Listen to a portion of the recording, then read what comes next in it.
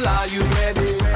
Windies in the land, just put up your hand. It's time to... Well, how much closer can it get? South Africa beating the West Indies by just 1 run, and now they're 1 match away from winning this T20 International Series. After losing the first T20, they've won the last 2, and now the Windies are under some pressure. Hello, everyone. Welcome to On Tour. I'm Barry Wilkinson. Well, it's almost deja vu in these T20 matches. The West Indies win all the tosses.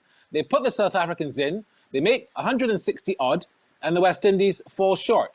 On this occasion, though, on Tuesday, they fell short in the closest of margins. Let's have a look at the scorecard then.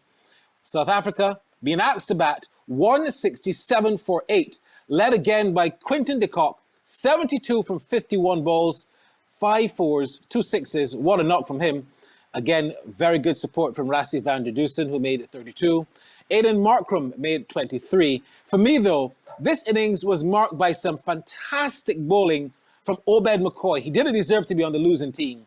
4 overs, 4 for 22, and it included some 12 maiden balls. What a fantastic performance. Dwayne Bravo also bowled well, 3 for 25 from his 4 overs. When the West Indies batted, it looked to me like they were getting off again to a good start. Evan Lewis and this time Lendo Simmons coming in after Chris Gale was dropped along with Andre Fletcher. Simmons coming in, making 22. Evan Lewis getting 27. Also there 27 from Nicholas Pooran, who got out quite late in the match. And Andre Russell, who also got out at a very crucial stage of the game. And the West Indies just giving it away at a crucial time to lose by some 1 run. 2 for 13, Shamsi leading the way again with the ball. And it was Nokia, 2 for 29. And I thought that Rabada also struck a crucial blow. He was expensive, but getting the captain out, 1 for 41, also proved to be quite pivotal. And the Windies, poor Windies, faltering, everything just coming down for them. Well, the question is, as we go straight to our panel, Philo Wallace is back with us. He's got some questions to answer from his fans. I'll tell you that in the second half, Philo, you're not going to like the second half. Tino Best is also with us. Gentlemen, I'll ask this to you first, Tino. How did the West Indies lose that? Where did they go wrong? Barry, they bowled wonderful. They pulled the game back magnificently. And I just think that the wicket of Captain Pollard was very critical in that chase.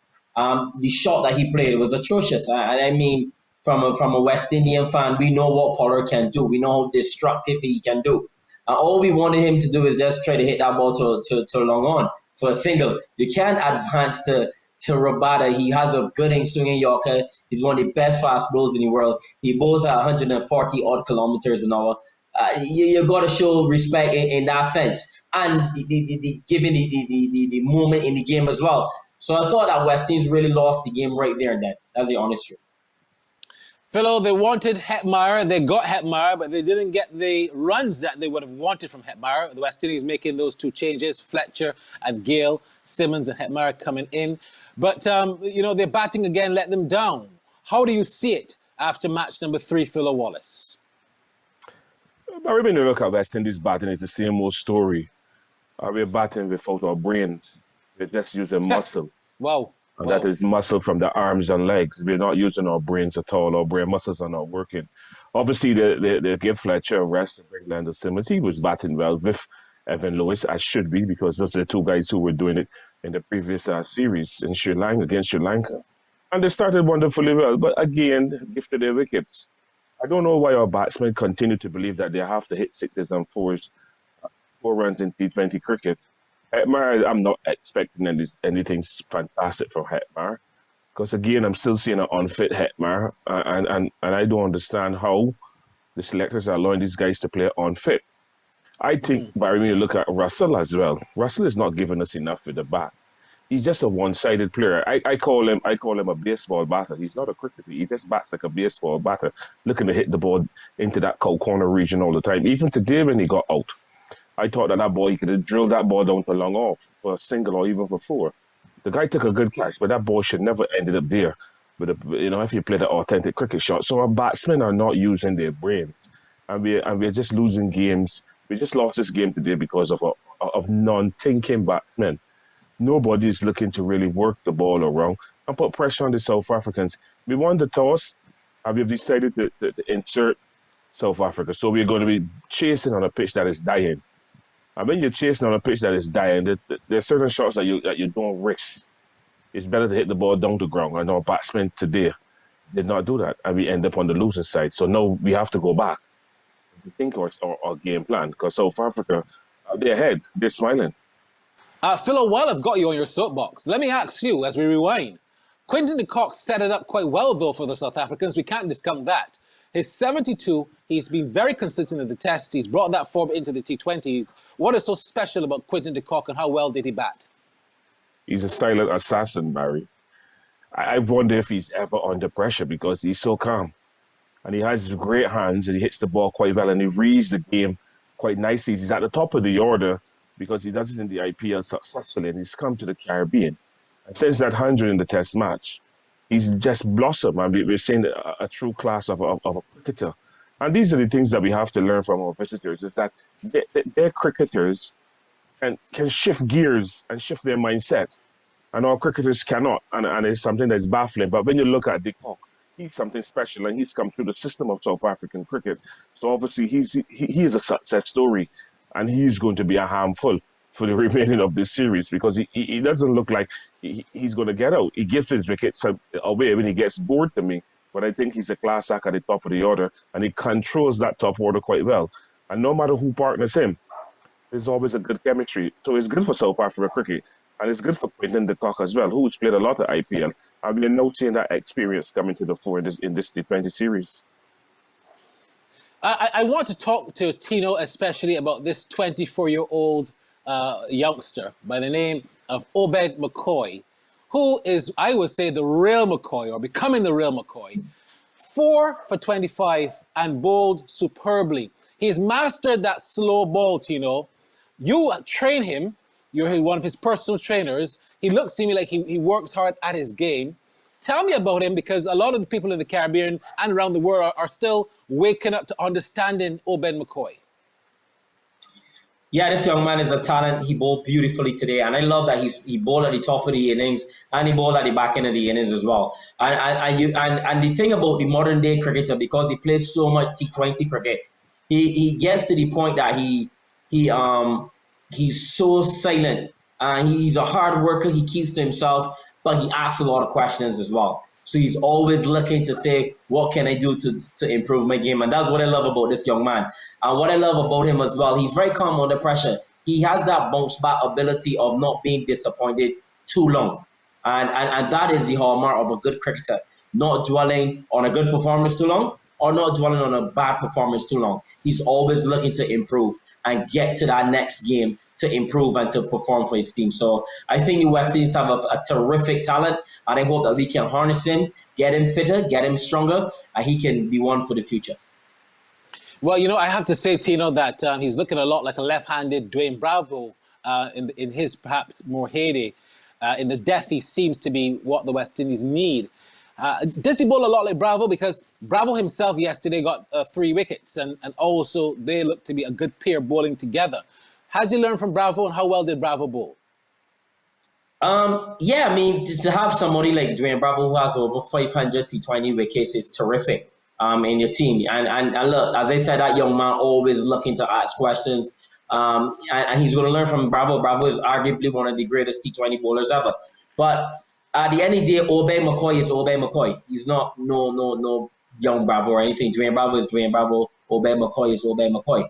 And he's going to continue to learn. He's going to understand the cricket. He is very good with his field placing, and he's actually bowling to his field as well. But to have someone like a Bravo in the team is absolutely terrific for this young man. And I hope that he can attain so much information from Bravo, knowing that Bravo is in the sunset of his career in terms of international cricket. So I think that he has a good person in the dressing room that's going to help him tremendously. And I wish that young man all the very best. Before we go to break, I want to ask Philo Wallace 2 quick questions, Philo, in 60 seconds. The promotion today of the former Test captain Jason Holder to number 3. What were your thoughts on that? Jason Holder just has not looked himself from the Test coming into these T20s. And Shimron Hetmyer, who they all call for, he also did not look 100%. Quickly, in 60 seconds, how do you assess those 2 thoughts on Holder and Hetmyer? Well, I was surprised to see Jason Holder come at number 3 today because, as you said, he's been struggling with the bat. He's not the Jason Holder that we're accustomed to seeing. He's lost his fluency, and his feet are nowhere near the ball when he's executing any of his shots. I thought Mary was saying that he has been given the opportunity. He was bat at number 3 and give him that responsibility to marshal that middle order, but it did not happen, and we end up losing again. But we're not seeing consistency in the selections. I think our selections are baffling. Not only the players, they're baffling the stakeholders of West Indies cricket. All right, well said, Philo Wallace. When we come back on tour, we got the fan interaction segment. Just to remind you, here is the number on screen that you can send us your voice note, and you can also send us a WhatsApp message. No calls, but please, we love to hear the accents. We got some Jamaicans and Trinidadians coming up next, but we want to get some voice notes from you. Send us your thoughts. Our question today is, should the West Indies keep Jason Holder at number 3 in this team? Or should they continue to play Shimar Hetmar and bat him at number 3? Your thoughts when we come back, and also some other thoughts from our fans. Stay with us. To the top, it's time to jump up. People, are you ready? Windies in the land, just put up your hand. It's time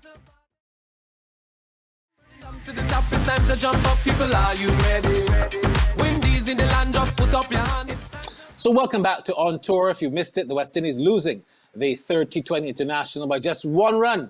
And the 4th game, if the South Africans win that on Thursday, then they win the series. The 5th and final T20 is, of course, on Saturday. Then they take a little break, a week or so, and the Australians come a-calling. But we want to hear from you.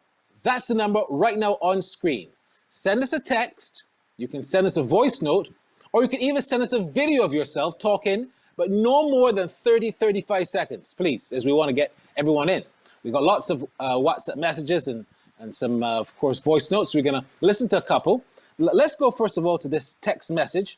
And this one is coming from Trinidad and Tobago. And it's coming saying, good morning and greetings. I would absolutely love to see Mr. Evan Lewis play Test cricket, as well as Mr. Lendl Simmons and Mr. Kyron Pollard and Andre Russell. I know we don't play our best players. I don't know if these guys prefer to focus on white ball cricket, but I would hate to believe that they would want to play and are not given the opportunity. Wow, interesting comment there. That's actually coming from Damon Blackman from Barbados. Tino, hit me with that answer. What are your thoughts on that? Not at all. The test team just need 1 or 2 guys in Evan Lewis, and will possibly give Evan Lewis an opportunity. Maybe Puran, but really and truly, I think that the test team just needs to bat better and to be coached better, understand the game a lot better, and understand what they're fighting for. So I wouldn't bring in Pollard and Russell. Those guys have no interest in playing Test cricket whatsoever. Yeah, it's unfortunate that they don't have the interest, because I see where the writer is coming from. Because I firmly believe that when Russell made his Test debut, he only played 1 test. But Russell, Lendl Simmons, if those guys took it seriously, if that's the only format they had to play, I think we would have a much better Test team. So I see where Damon Blackman is coming from, to be quite honest. Philo, this next voice note is from you. It's from Wayne from Jamaica. Let's hear what Wayne has to say. I'm Wayne from Jamaica. I disagree totally with Philo Wallace when he made a point about he sat down. Sorry, folk, I sat down for 3 months and put this thing together. I will not go back to it. It is absolutely nonsense, because I remember when Philo Wallace used to play, he played white ball and red ball cricket. Yes, you're going to have specialists for the 1-dayers and for a test. But Greenwich and Haynes and Philo Wallace play, if there was a T20, they would have played right throughout the ages, playing 1-day, T20 and 2020. So he was a recipient of that, and now he's throwing cold water on it. No wonder West Indies cricket is in the state that it is, when people like him can come out and throw water on a talent like that man.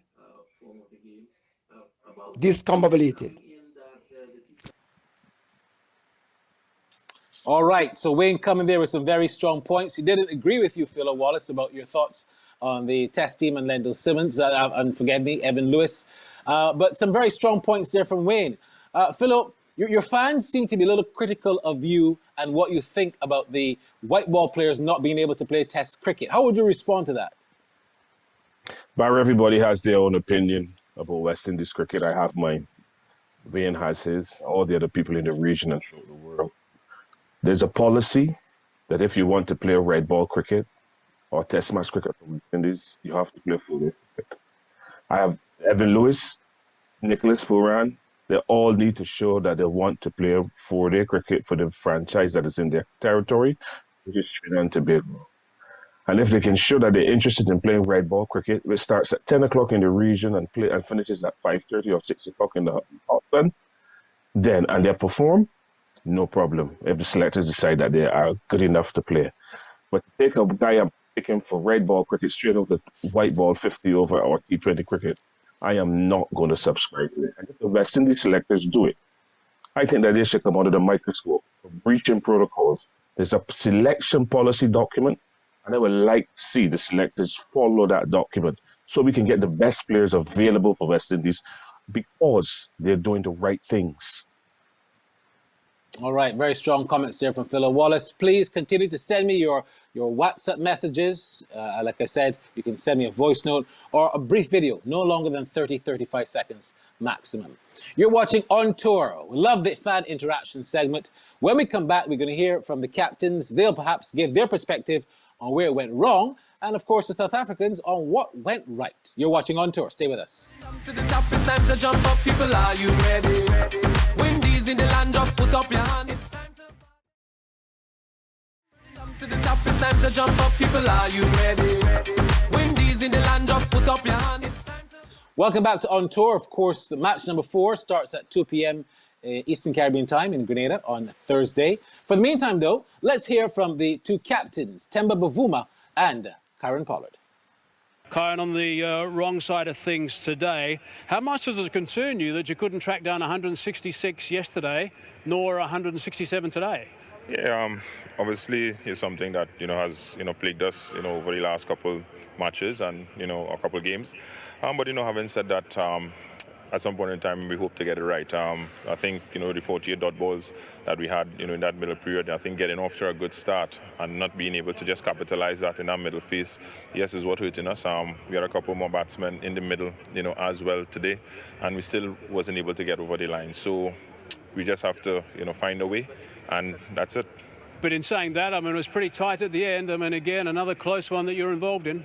Yeah, time and time again, you have these close matches. Sometimes you end up on the winning side, sometimes you end up on the losing side. The last series, we had these nail-biting games, and we won the winning side as well of it. So, for us, as I said, we just need to find a way, and however that is, we need to do it.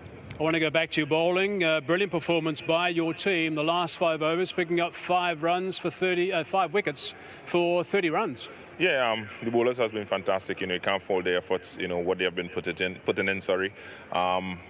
The South Africans have been getting off to good starts, and I said the nature of the wicket. Both teams getting off to good starts, but the skill that these guys are showing, young Mccoy again coming and showing and doing his stuff.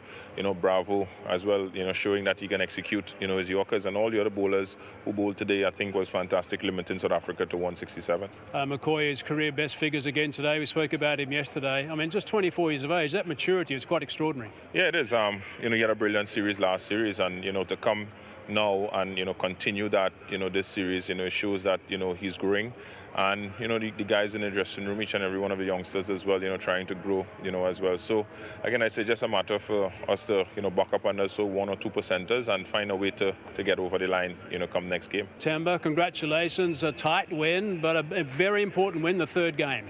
Yeah, I think that's a big confidence booster for us as a team. These are the type of situations that we'd like to find ourselves in, and obviously finding a way to get over the line. In the past we've let it slip. Games have slipped in our hands. So, like I said, it's a massive confidence booster for us, but we know there's still a lot to go here in the series. So both the games batting, I mean, you've been batting first all along, but the last 2 games batting first, you've been well placed to get 180. You spoke about the 180 mark at the toss earlier. but not getting there. Is that a concern for you? You worried about that at the moment, that the guys are not kicking on and losing too many wickets in the last 5? Yeah, I think we'll continue to have those conversations, Hazy. I'm still confident in that 180 is still a good score to get on this wicket. I think we have to say that it does get hard at the back end of the innings, and I think it's shown in both sides. But I think in terms of, from our point of view, still trying to put us under pressure, we'll still be striving to get it close to 180. If not, we believe in our bowlers that they're able to take us home. So you had the extra bowler today, which gave you a little bit more flexibility, and it just seemed to happen when it was important, that when one of the bowlers didn't quite get it right, someone else would get involved and bowl a tight over, which gave you some breathing space. Yeah, I guess that is the plus of having that sixth bowler. Aiden is more than just a part-timer, so it was nice having him at our disposal. I guess going forward, we'll have to keep looking and seeing how we can have those combinations going forward, but it was nice having that extra option out there. To Brace Shamsi, superb. Yeah, he's being magnificent from the first game to the third game. Shamo needs to keep controlling that middle order for us. It makes my job a lot easier as a captain out there. He's been supported well by George as well. I'm sure George is learning as much as he can. But yeah, Shamo's being magnificent. Okay, so how does it feel now with 2 to go and you're 1 game ahead? Yeah, like I said, this victory is a massive confidence booster. We obviously don't want to get ahead of ourselves. These guys are not the world champions for nothing. They can turn up on any day. So I think it's important for us that we keep executing and honing on our skills and letting the result take care of itself. Interesting stuff from both of the captains. Gentlemen, as we go into the 4th match, I'll start with you first of all, Philo Wallace.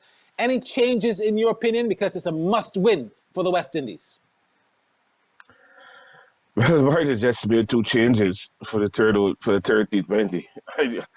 Well, how many changes can you make now? You've just rested Gale and Andre Fletcher. The 2 openers did well. Mari's only been given 1 game. I can't see them really make any changes. I know Fidel Evers is in Grenada, but who do you drop to bring in Fidel Evers? So I would say that they would stick with the same 11. And it's just about the guys thinking a bit better and just playing proper cricket shots. And if we can do that, South Africa will see a different kind of T20 squad. I can remember Barry went to Kuala Lumpur, Barbados team, way back 1998. And we came up against the South African side in a quarterfinal match or something like that. And we lost the game. But you know what the South Africans stole us, Sean Pollock and those guys on Dale Benton's side? They were stunned at the way the Barbadian cricketers ran between the wickets. Rather than looking for boundaries, we did a lot of running. And that is what the West Indians need to do. They have the ability to hit the balls over the top, but they need to run a lot more singles and a lot more twos and put the South African fielders under pressure and change the South African bowlers' thinking. If they continue to look for boundaries, the South African bowlers will win all the time. Extremely well said, Philo. Tino? Philo hit it on the head. Look, all West Indies are losing the game. I don't think South Africa is beating us. We're beating ourselves. The way that we pulling back the game with our bowling, I think our bowlers are bowling really, really good, exceptional. I want big up the guys in that for sure. But our batsmen just aren't executing. They just aren't being mindful of the situation. They're not being situation. There's no situation awareness, and that is what is crippling the batting. I hope that they come out stronger. I still believe that they can win the series because there's too much talent. West Indies cricket have too much talent. Just think a lot more, guys, and I think that they will come out on top. Too much talent, Barry. Thank you so much. Some wise words there from Philo Wallace and Tino Best. I'm Barry Wilkinson for On Tour. We'll be back right after the game on Thursday. Bye-bye for now.